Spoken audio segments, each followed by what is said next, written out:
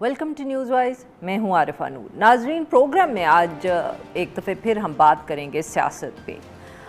सियासत जिसमें हमें लगता था कि अब कुछ कहने को रह ही नहीं गया, क्योंकि अपोजिशन जो थी वो कमज़ोर पड़ चुकी थी, हुकूमत और रियासत बहुत ताकतवर हो चुके थे। लगता ही नहीं था कि यहाँ अब कोई गुंजाइश रह गई है सियासत करने की।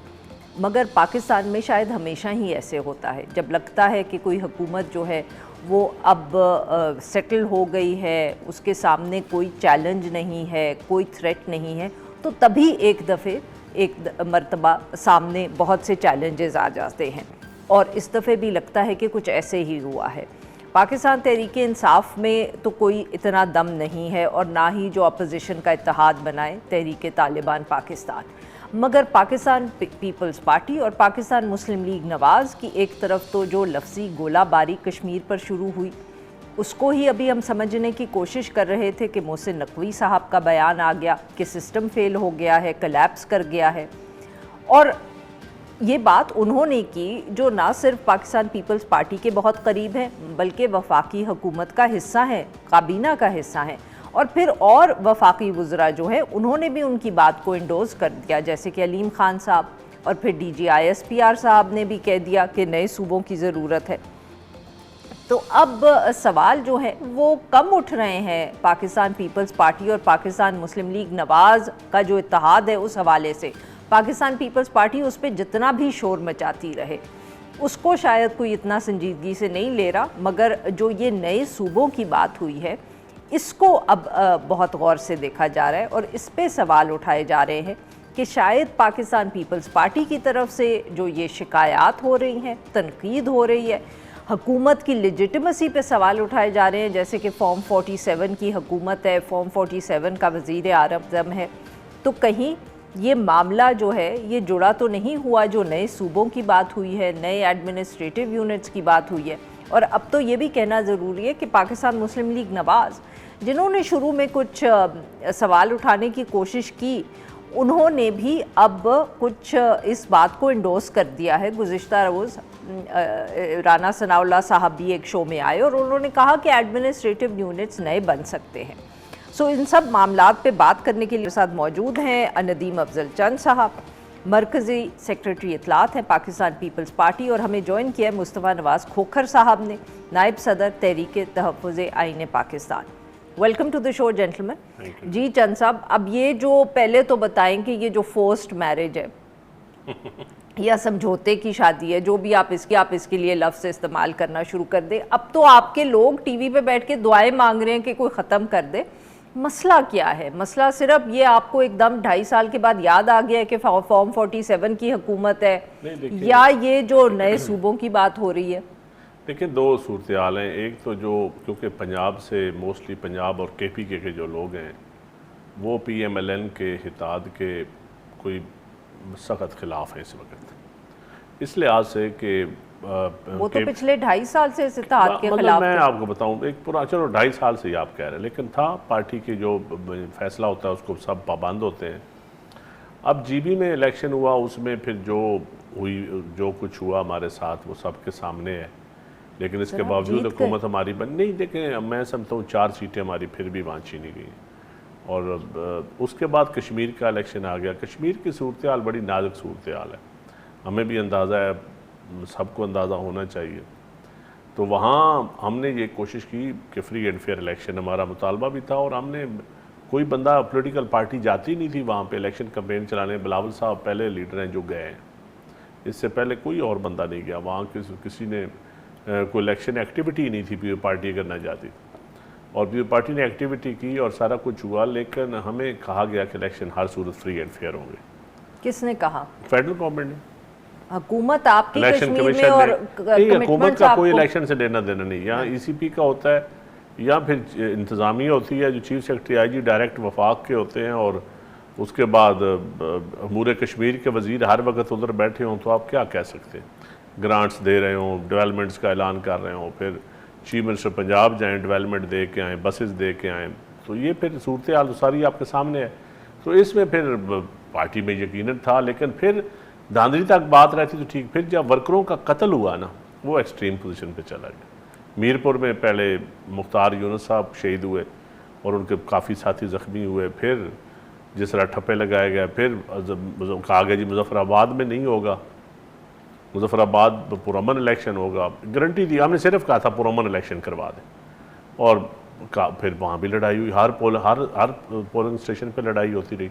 यकीन करें मैं तो पहली दफ़ा मुजफ्फराबाद इलेक्शन के दौरान गया हूँ, इतने खौफजदा लोग थे कि लोग कह रहे थे कि हम अपने हमारे बच्चे का घर वापस आ जाएंगे पोलिंग पे जाएंगे तो, और वही हुआ जो लतीफ़ अकबर साहब के हल्के में। तो सर फिर एक मुश्ताक शाह शहीद भी हो गए, वर्कर, एक पार्टी का पुराना वर्कर भी शहीद हो गया, और लतीफ़ अकबर साहब कायम मकाम सदर थे, उनके साथ भी हाथापाई भी हुई, वो वोट कास्ट करने गए, अपना राना साहब ने खुद कहा। आपकी सारी शिकायत जो है वो सिर्फ जम्मू के आज़ाद कश्मीर के इलेक्शन से? आज़ाद जम्मू कश्मीर इलेक्शन तो अब आ गया ना। अब देखें हम इत्तेहादी हैं, अगर हम इत्तेहाद का क्या फ़ायदा, एग्जेक्टिव का तो हम हिस्सा नहीं है ना, हमने कोई वजारतें ली हुई हैं।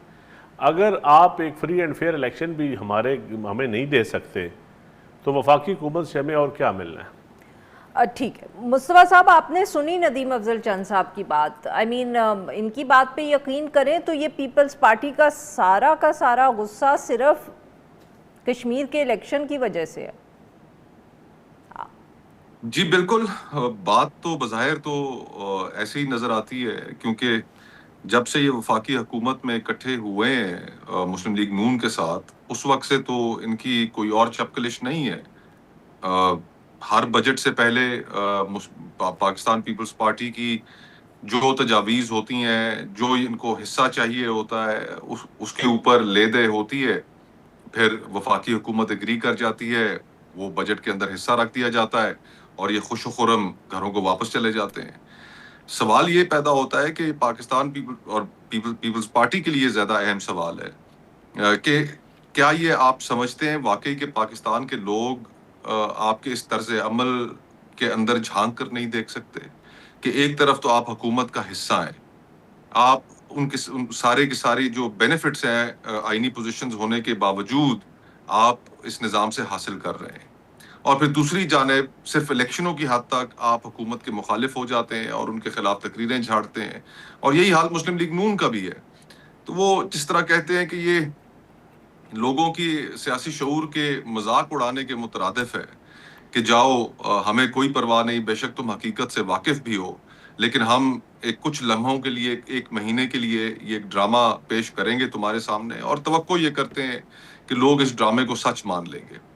पीपल्स पार्टी के सामने इस वक्त जो सूरत हाल है, अगर वाकई पीपल्स पार्टी इन अपने गिले शिकवों में अपने आप को जायज समझती है, तो फिर ये फैसला करें कि या इन्होंने सियासत करनी है या इक़्तिदार में इन्होंने कंटिन्यू रहना है। अब जो नए सूबों की गुफ्तगू आ गई है, उस नए सूबों की जो गुफ्तगू है वो बाकी मानदा पाकिस्तान के लिए तो शायद इतनी ऑब्जेक्शनेबल ना हो, उनके तहफ़्फ़ुज़ात इतने ना हो, लेकिन पीपल्स पार्टी के लिए तो वो एक पॉलिटिकल सुइसाइड बन सकता है। तो ये फैसला पीपल्स पार्टी को करना पड़ेगा कि उसने सियासत रखनी है या इक़्तिदार। और फिर जो मोहसिन नकवी साहब की जो गुफ्तगू थी जिसमें उन्होंने निज़ाम मनहदम होने की बात की, तो ये निज़ाम तो इन्हीं दो जमातों पर मुश्तमिल है, और अगर ये निज़ाम इस्टेब्लिशमेंट की तरफ से एक पैगाम आ गया है कि आपकी कारकर्दगी ठीक नहीं और ये निज़ाम मनहदम हो चुका है, तो फिर वैसे ही जाने के दिन करीब हैं, तो कम से कम अपनी सियासत ही ठीक कर लें। जी नाजरीन, यहाँ पे लेते एक छोटी सी break, will be right back. Welcome back नाजरीन, हम गुफ्तगू कर रहे हैं नदीम अफजल चंद साहब से और मुस्तफ़ा खोखर साहब से। फिर चंद साहब वो कह रहे हैं आपको, वो कह रहे हैं कि आपकी बात पे एक तो यकीन किसी को नहीं है। पहले आप इसका जवाब दें कि ये आप मानते हैं कि लोग आपकी बातों पे यकीन में, जो बिलावल साहब ने मुजफ्फराबाद जलसे में 30 तारीख को जो कहा कि मैं PTI और तमाम अपोजिशन जमातों को, संजीदा लोगों को हाथ बढ़ाता हूँ, जो धांधली से तंग है, जो मुल्क का मसाइल समझते हैं कि इलेक्शन की धांधली में है, इस मुल्क में होती है, तो वो उनकी तरफ हाथ बढ़ाया है। अब हमें तो इनके जवाब का इंतज़ार था। ये कहते हैं इनको हम पे एतबार नहीं है। पॉलिटिक्स में ये तो नहीं कहा जाता एतबार दूसरे को एक्सपोज किया जाता है। अगर इनको एतबार नहीं है तो अभी और कोई एक्सपोजर की ज़रूरत है सर? नहीं, हमें बिल्कुल कोई ज़रूरत भी नहीं है, और हमें ऐसी कोई परेशानी भी नहीं है, ना किसी सर्टिफिकेट की कोई ज़रूरत है अच्छा। कि, लेकिन सूरत हाल ये पाकिस्तान पीपल्स पार्टी का एक ट्रैक रिकॉर्ड है और हमेशा इत्तेहादियों के साथ लेके हम चले हैं और बड़े बड़े मुश्किल इत्तेहाद हमने चलाए हैं। लेकिन ये कहना कि पीपल्स पार्टी तो अब कोई ये भी किसी की कैदो बंद में रह के कोई रह नहीं, तो सकती सर ये है। इत्तेहाद भी अब आप चलाएंगे जो नहीं, इस वक्त देखें, है। ये तो अब पार्टी फैसला करेगी। मैं इसके ऊपर क्या कमेंट्स करूँ, बिलावल साहब की बड़ी क्लियर स्टेटमेंट आ चुकी है। अब इसके पार्टी सी फैसला करेगी, ये पार्टी की सीनियर लीडरशिप फैसला करेगी। तो उन्होंने मैं तो पहले अकेला कहा इसमें अच्छा बात सुनिए मेरी आप, उल्टी गिनती उन्होंने बता दी कि शुरू हो गई है, टिकटॉक उन्होंने कर दिया, तो अब जो पार्टी मीटिंग होनी है उसमें आपने क्या फैसला करना नहीं, है? पार्टी मीटिंग में तो फिर उसकी आगे सारा लाएमल तय किया जाता है ना, डिटेल अच्छा, बैठ तो के यानी बात कि की फैसला जाएगी। फिर हो गया कि आपने इस इत्तेहाद को छोड़ना है? अभी मैं ये कहना कबल तो वक्त सर है। फिर वो उल्टी गिनती किस चीज़ की है? देखिए, मैं इस वक्त आपको कहूँ कि हम इत्तेहाद, ये ऐसी बात, मैं इंफॉर्मेशन सेक्रेटरी हूँ, मैं आपको स्वीपिंग स्टेटमेंट नहीं दे सकता। हाँ, पार्टी का जब फैसला आ जाएगा फिर मैं आपको बता नहीं सकता तो हूँ। फिर बिलावल लेकिन साहब अभी ने तक अभी बात कर दी ना, फिर फैसला नहीं, कोई मैं नहीं है, नहीं, वो उन्होंने लीडर हैं, वो बात बिल्कुल ठीक कर सकते हैं, पार्टी के चेयरमैन हैं और उनकी बात कोई लेके पार्टी आगे चलेगी। और इस टिकटॉक का इंतज़ार करें आप। टिकटॉक का तो हम इंतजार करेंगे। खोखर साहब वैसे जो अभी चंद और साहब खोखर साहब की तरफ हमने जो हाथ बढ़ाया उसका जवाब भी इनसे ले लें। खोखर साहब क्यों नहीं आप हाथ देख रहे, जो बढ़ा हुआ है वो भी बताइएगा, मगर सर पहले ये बताएं कि आप लोगों की तो कोई सियासत नहीं थी, जो कुछ भी गड़बड़ हुई है ये विद इन द हाउस ही हुई है ना? मतलब कि ना तो आपके पास कोई लाहे अमल था, ना आपके पास कोई ट्रिक्स थी। जो हम कह सकते हैं कि ऑपोजिशन का तो इस वक्त यही हाल है कि आप लोग बैठ के ना कॉफ़ी शॉफ़ी पिए और तमाशा देखें, ये खुद ही एक दूसरे के लिए काफ़ी हैं। जी, आप दुरुस्त कह रही हैं। और पाकिस्तान की तारीख पे अगर नज़र दौड़ाएं तो मुझे आप बताइए कि कम से कम 90 की दहाई से तो मैं इस सियासी मामलात को देख रहा हूँ। और उस वक्त से लेकर आज तक कौन सी ऐसी हुकूमत है जो पब्लिक प्रेशर के नतीजे में गई है? सारी की सारी हुकूमतें हमेशा इंटरनल कॉन्ट्रडिक्शंस की वजह से गई हैं। आप माजी में बहुत ज्यादा दूर ना जाएं। और मुझे जो पिछली 2018 में हुकूमत आई थी इमरान खान साहब की, क्या वो मुस्लिम लीग नून और पीपल्स पार्टी की एक भरपूर अवामी कुव्वत और तहरीक के नतीजे में गई थी? इंटरनल कॉन्ट्रडिक्शंस थी। तो जो इंटरनल कॉन्ट्रडिक्शंस हैं वो 2.5-3 साल बाद दे कैच अप। और अब 2-2.5 साल गुजर चुके हैं और इस 2-2.5 साल के पीरियड में जो इन जमातों ने एक तासुर अपने बारे में कायम कर रखा था कि जनाब हम मईशत के महाज पर इतनी ज़बरदस्त परफॉर्मेंस देंगे, हमारे पास टीम तैयार है, ऐसा हो जाएगा वैसा हो जाएगा। तो 2.5 साल में जो हुआ वो आपके सामने है। और इमरान खान साहब और माजी की हुकूमतें हमेशा वन पेज की बात करती थीं, लेकिन इनकी इनफरादियत ये रही कि इनको वन पेज के साथ साथ डंडा भी हासिल हुआ कि ऑपोजिशन को ज़दरकोब भी करो, जेलों में भी डालो और उनके ऊपर जुल्म सितम के पहाड़ भी तोड़ दो। अदलिया 26वीं और 27वीं तरमीम करके इनको काबू करके दे दी गई कि इनके सामने कोई प्रॉब्लम ना रहे, लेकिन फिर भी कुछ नहीं कर सके। और जहां तक मेरे भाई बात कर रहे थे और कह रहे थे कि अब इनकी पार्टी फैसला करेगी, और आपने हालांकि सवाल पूछा, बिलावल साहब ने तो ऐसा कहा, इन्होंने फिर भी कहा कि नहीं पार्टी फैसला करेगी। एक तो मैं हैरान हूं कि प्राइवेट लिमिटेड कंपनीज हैं, ये पार्टियां कब है? मुस्लिम लीग नून के दोस्त हों, वो टीवी चैनल्स पर बैठते हैं, कहते हैं कि नहीं पार्टी के अंदर मुशावरत होगी। कौन सी मुशावरत, किससे मुशावरत? रायविंड में मीटिंग हुई, खानदान के 3 लोग बैठे, फिर उसके बाद पीपल्स पार्टी की फैसला साजी, उसका भी हमें इल्म है। ये तो सीएसी और कोर कमेटीज, ये तो बस एक ऐसी टोटल पूरा करने के लिए इन जमातों ने ऑप्टिक्स के लिए ये चीजें रखी हुई हैं। अपनी जमात के बारे में हमारे लिए खबर होती है, सहाफियों के लिए।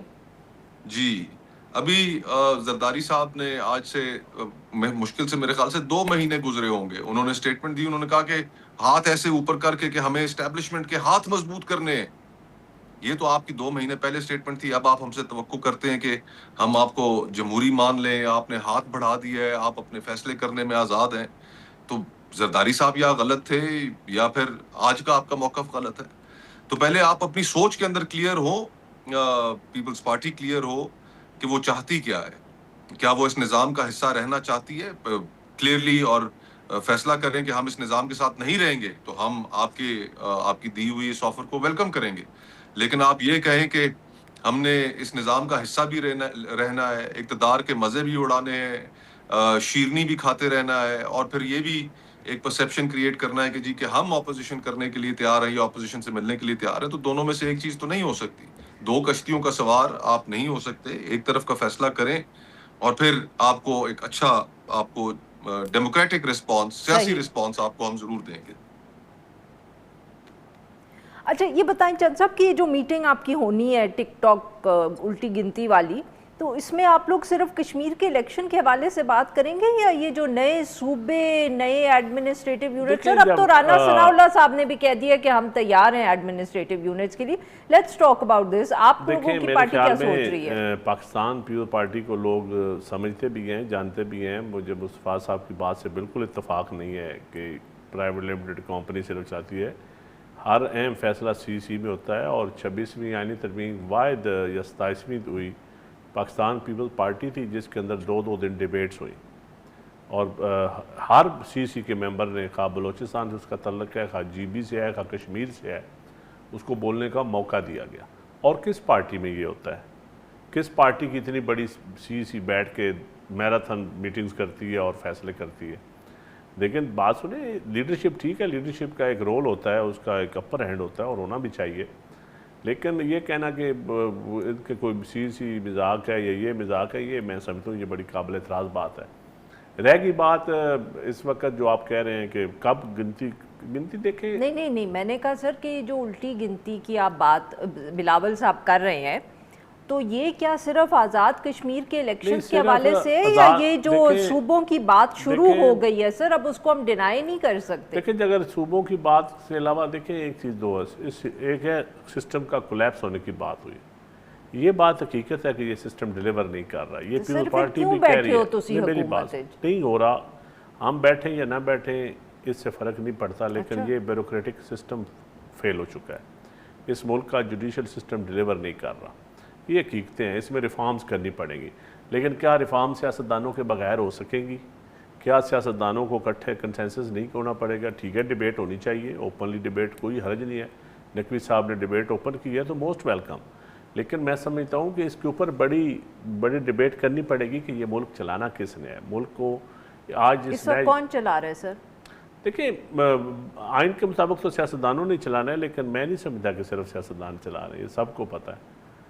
तो ये देखना है कि कौन किसने चलाना है और मुल्क की ड्राइविंग सीट पे अगर बैठना है, ये जिसने बैठना है, फिर जिम्मेदारी उसकी बनती है। मैं इधर जी तो ये सियासतदान फिर बैठ के करना चाहता हूँ।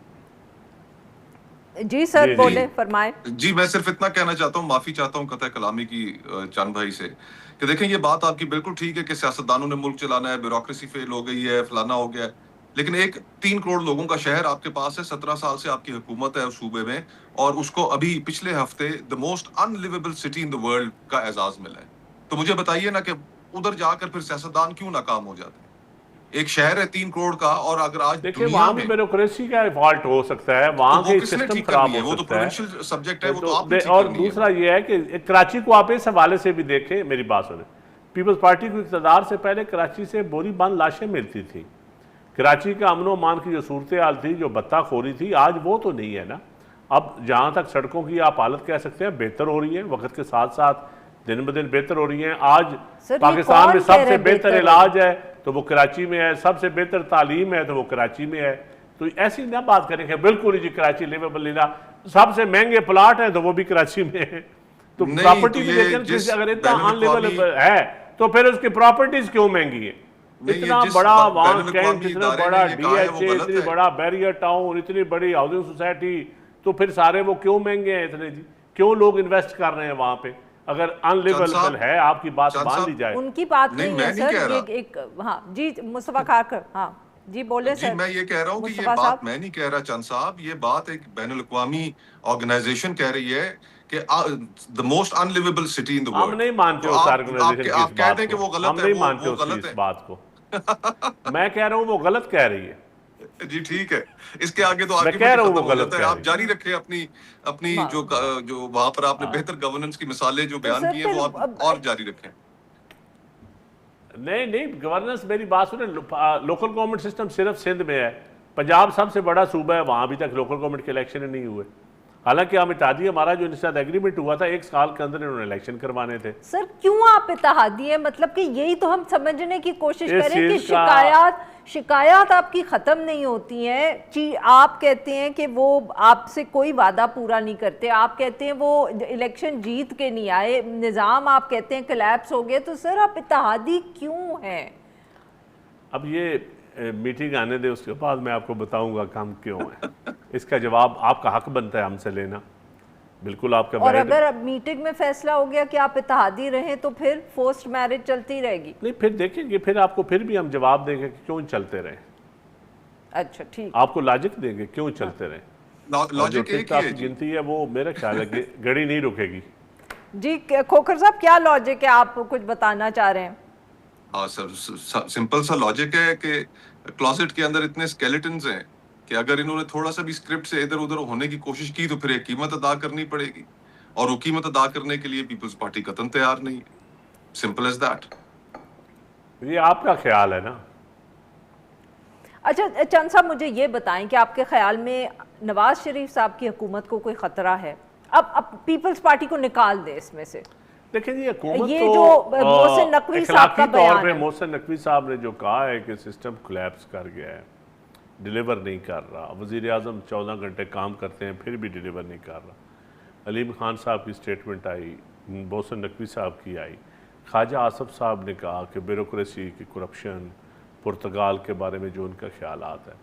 3 अहम वज़ीर जब इस किस्म के बयान दें, उसके बाद हुकूमत का अखलाकी तौर पर रहने का जवाज़ ही नहीं बनता। नहीं सर, इखलाकी तौर पे नहीं, छोड़ दें। मैं आपको लगता है कि ये हुकूमत अब सस्टेन कर पाएगी? मुझे तो नहीं लगता। कितना वक्त देंगे आप इसको? यहाँ जिन्होंने अभी सिस्टम कोलैप्स की बातें की हैं, या वो नहीं रहेंगे या ये नहीं रहेंगे। ये कौन सर? जो सिस्टम कोलैप्स है, हाँ, मेरे ख्याल में इस तरह काम नहीं चलेगा ये जिस तरह वो चल रहा और है। ये कौन है सर? चले, मैं आपको बता दिया भाई, इतनी मैं बता सकता। जी नाज़रीन, यहाँ पे लेते हैं हम एक छोटी सी ब्रेक।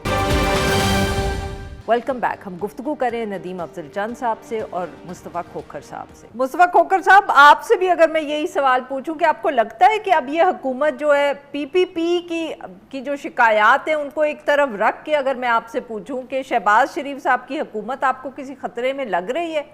क्या ये इनके लिए मसले कोई बन रहे हैं? And again I like two point out कि इसमें अपोजिशन ने माशाल्लाह कोई किरदार अदा नहीं किया।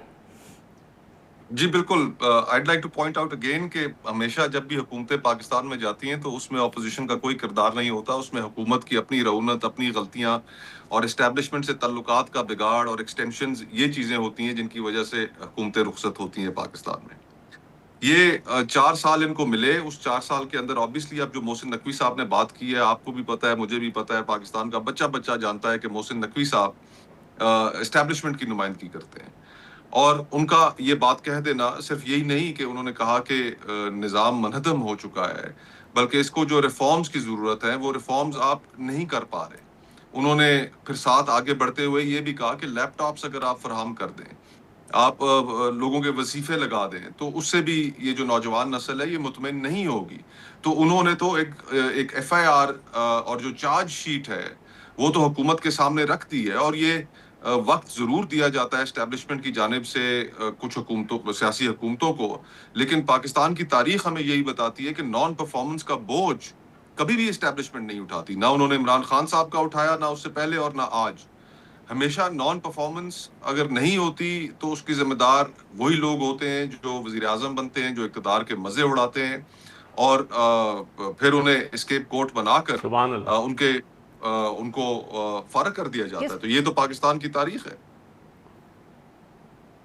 सुभान अल्लाह सर, आपने किस बात पे कहा? मैं वो उनके अरशदात जो मेरे मुस्तफा भाई के हैं कि बोझ नहीं उठाती एस्टेब्लिशमेंट, तो मैं उस बात पर कह रहा हूँ सुभान अल्लाह। क्यों सर? हमें ये नहीं पता था कि एस्टेब्लिशमेंट बोझ नहीं उठाती। अच्छा, आपको नहीं और पता था? मेरे ख्याल में ये बोझ होता किस किस का है, ये पाकिस्तान की तारीख में बड़ा वाज़ेह लोगों को पता है। लेकिन मैं एक हकीकत बताऊं कि ये अवाम सिस्टम से तंग हैं, ये हकीकत है। इसको अच्छा खैर सर, मुझे और अब अच्छा, लोगों मैं की फिर बात इसको अब छोड़ तब्दील दे कौन सर। करेगा? अब मेरा अगला सवाल ये है आपसे, और मैं मुस्तफ़ा से इंटेलेक्चुअल एक सवाल मेरी तरफ से है कि सिस्टम ठीक किसने करना है सियासतदानों के अलावा? नहीं सर, वो तो मतलब और सियासतदान अगर क्या एक पॉइंट पे सारे नदीम भाई आप जवाब ले लें। तो बल सर, आप शमूल बुलाएं ना, अपोजिशन, जवाब ले लें। बाशमूल अपोजिशन, बाशमूल पीटीआई, जी, जवाब तहरीके जवाब देना तफ्ज़े चाह- आइन, वो जवाब इनके समेत क्या सारे इकट्ठे ना हो तो सिस्टम ठीक हो सकता वो है? जवाब देना चाह रहे हैं सर। जवाब ले जी लें। सर, बताएं मुस्तफा साहब। जी, अगर तो इन्होंने कहा कि सियासतदानों के अलावा कौन ठीक कर सकता है, ठीक सियासतदानों ने ही करना है। और अगर सियासतदान सिर्फ और सिर्फ अपनी शुगर मिले और उनके कोटाज लेने में, अब ये फिर जो पिछले दिनों से तमाशा शुरू है कि एक्सपोर्ट की इजाजत दे दी जाए, देखिए कितना इस मुल्क के साथ अगर सियासतदान उनके किरदार के अंदर कमजोरी नहीं होगी तो फिर उनका फायदा नहीं उठाया जा सकेगा। हमें अल्टीमेटली अपने अंदर, अपने रैंक्स के अंदर हमें एक बेहतर गवर्नेंस की तरफ भी जाना पड़ेगा। करना हम ही ने, कोई और आके नहीं कर सकता। दुनिया में आप नहीं बता सकते कि जी फलाने मुल्क में एक बर्मा आप उठाकर देख ले, हमारी रीजन का एक मुल्क है कि वहां पर फौजी हुक्मरान है तो फौजी हुक्मरानों ने मुल्क ठीक कर दिया। नहीं हो सका। आपके साथ भारत एक मुल्क है, आप देख लें कि सिविलियन चला रहे हैं, पिछले 76-78 सालों से चला रहे हैं और वो मुल्क ठीक चल रहा है। हालांकि उस मुल्क के अंदर जो उनकी फॉल्ट लाइंस हैं वो भी बहुत ज्यादा है, एथनिसिटीज बहुत ज्यादा है, डिविजन्स बहुत ज्यादा है, लेकिन उसके बावजूद डेमोक्रेसी के जरिए और सियासतदान वहां के चला रहे हैं।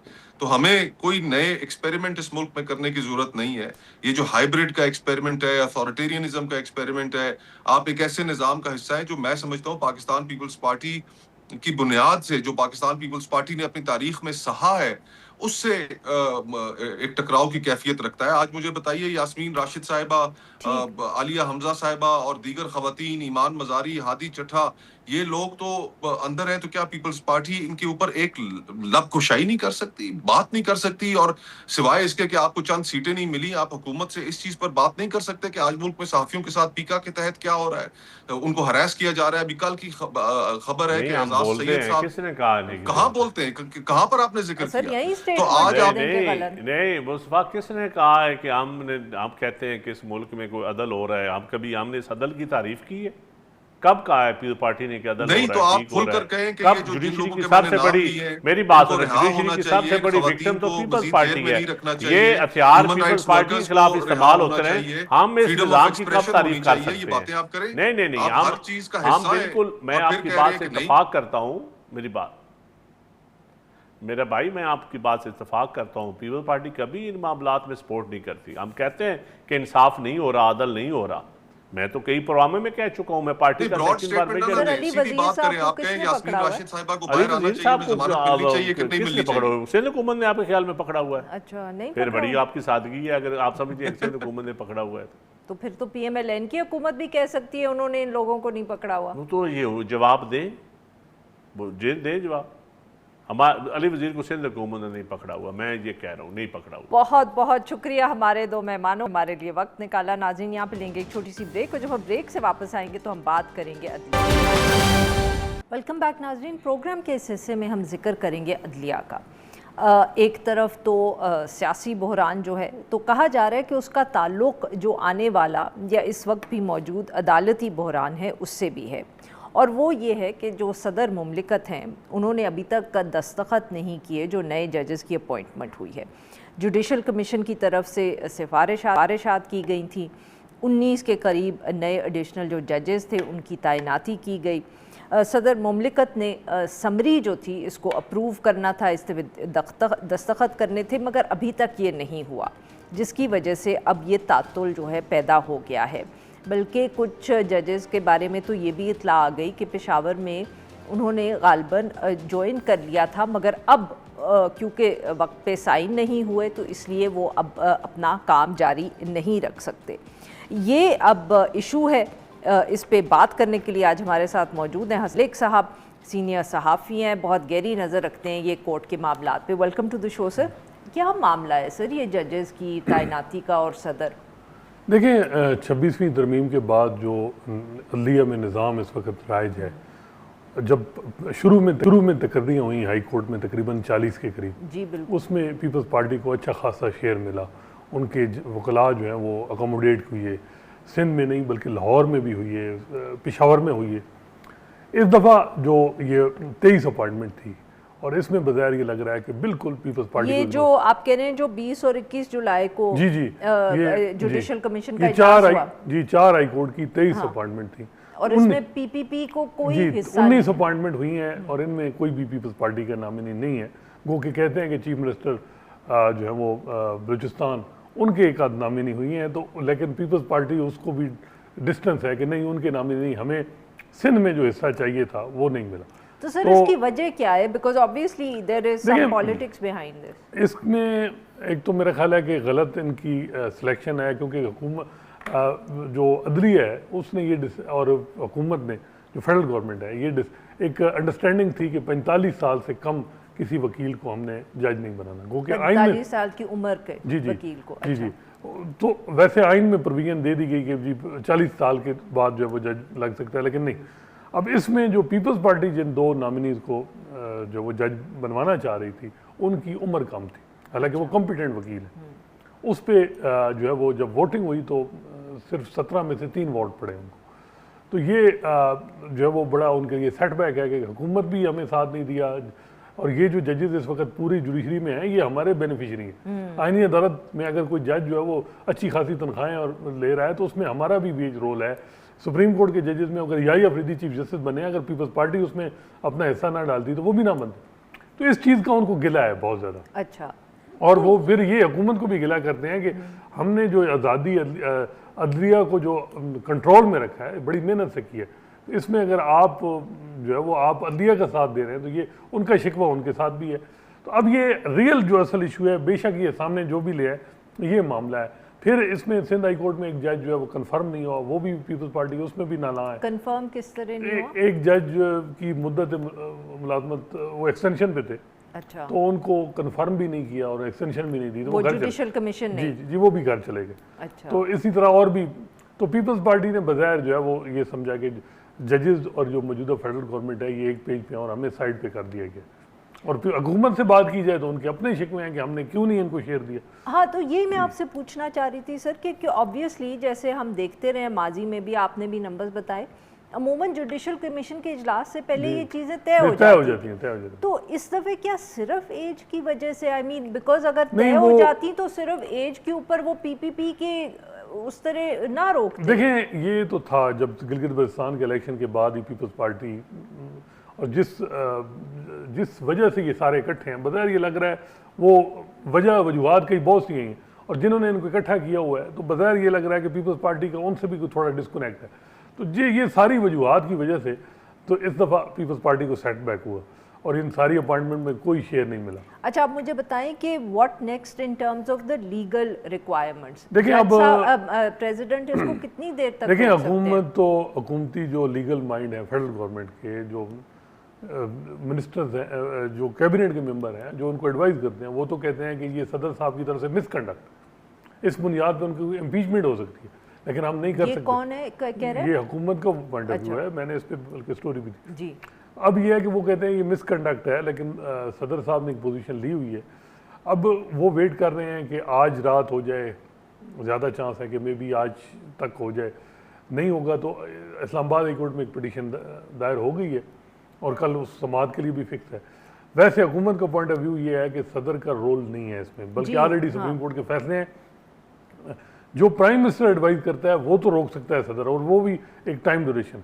ये जो जजेस की अपॉइंटमेंट में सदर का कोई रोल नहीं है, तो सदर नहीं रोक सकता। अगर ये उसकी ड्यूटी है कि ये साइन करे, नहीं करेगा तो अब यह है कि एक जजमेंट आएगी, बज़ाहिर ये लग रहा है हुकूमत चाह रहेगी, वो चाह रही है कि पाबंद किया जाए कि अगर 48 घंटे या 72 घंटे में सदर जो है वो साइन नहीं करते समरी पे तो वो कंसिडर वो अप्रूवल। बट सर ये मतलब कि अगर ये जजमेंट आनी है तो इसका मतलब है कि कानून या कॉन्स्टिट्यूशन इस पे अनक्लियर है या जी इस पे जो व्हाट इज द इशू, मतलब कि माजी में कभी ऐसा हुआ है? अब हुकूमत का तो व्यू यही है। अब पहले तो जो उनके लोग मिलते हैं ऑन रिकॉर्ड तो अभी नहीं कहते, वो यही कहते हैं कि जी जो समरी जुडिशियल कमीशन से यानी एक प्रोसेस गया है, ये प्राइम मिनिस्टर की एडवाइस नहीं, आर्टिकल 48 वाली, ठीक है, जिसमें ये है कि वो वापस प्रेसिडेंट भेजेगा और फिर वो भेजेंगे और कोई सर्टेन टाइम के बाद जो है वो हो जाएगी। ये मामला नहीं, ये जरा डिफरेंट है। तो इसमें ये है तो सही, एक जो है कह सकते हैं कि इसमें इंटरप्रिटेशन हो सकती है। अब देखते हैं कि इस पे हुकूमत तो बड़ी कॉन्फिडेंट है। क्या अगर ये चीज़ पहले से भी वाज़ेह नहीं थी तो माजी में कोई ऐसा एग्जाम्पल हुआ है कि जुडिशल कमीशन से रिकमेंडेशंस गई हो और सदर ने ताख़ीर की हो या नहीं? सदर ने उस वक्त तो पीपल्स पार्टी की गवर्नमेंट थी, इस्लामाबाद हाई कोर्ट के चीफ जस्टिस के हवाले से मामला था, तो जब कहा गया कि जी अनवर कासी साहब को चीफ जस्टिस बनाए, तो उन्होंने कहा जी जैसे रियाज सीनियर हैं, लेकिन उस वक्त पीपल्स पार्टी की हुकूमत थी, उन्होंने प्रेसिडेंशियल रेफरेंस फाइल कर दिया था सुप्रीम कोर्ट में कि आप इसमें एडवाइस करें कि इस एज में वो सीनियर हैं और ये तो इनमें किसको लगना चाहिए। तो खैर वो उसी आर्डर में ही जो रेफरेंस में ओपिनियन थी उसमें था कि सदर का कोई रोल नहीं है, जो उनको जुडिशल कमीशन कहे वो पाबंद है। तो अब ये है कि जुडिशल कमीशन का जो आर्डर जो ओपिनियन है मेजॉरिटी की, हुकूमत का व्यू ये है ये बाइंडिंग है, और मेरा ख्याल है अदलिया इसमें प्राइमरी पार्टी है, अदलिया का तो अपना स्टेक है। तो मेरा ख्याल है कि सदर साहब कर लें, लेकिन मुश्किल है कि अगर हुकूमत का साथ नहीं, कि Pakistan Peoples Party will lose this bout. I think अगर हुकूमत का साथ नहीं है, और जो बजाय लग रहा है कि हुकूमत अभी फिलहाल वेट कर रही है और नहीं होगा, हुकूमत फेडरल गवर्नमेंट और जजेस अगर एक पेज पे हैं तो फिर तो पीपल्स पार्टी के हाथ में कुछ नहीं। बहुत बहुत शुक्रिया सर, आप ये वक्त निकाला। नाजरीन आज के लिए बस इतना ही। We'll be back tomorrow at the same time.